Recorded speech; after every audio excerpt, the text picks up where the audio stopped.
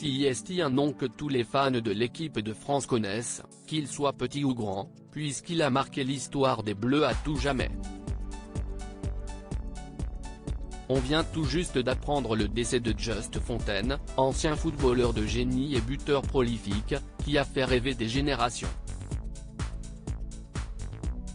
Ancien attaquant du Stade de Reims et de l'OGC Nice, l'ancien footballeur s'est éteint à 89 ans et c'est tout le sport français qui est en deuil face à la perte d'une véritable légende de l'histoire du football français. Celui que l'on surnommait Justo entre dans les livres d'histoire du football lors de la Coupe du Monde 1958, qui se tient en Suède.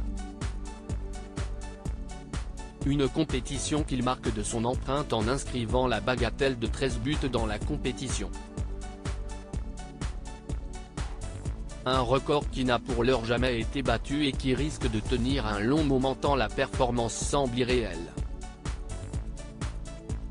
Malheureusement pour lui, sa carrière est également marquée par des blessures, qui l'empêchent de la poursuivre et d'agrandir encore un peu plus sa légende.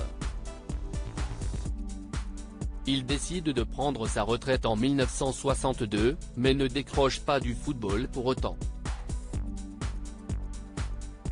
Il prend ensuite les rênes de l'équipe de France pendant une saison, mais c'est avec le Paris Saint-Germain qu'il écrit ses plus belles heures d'entraîneur.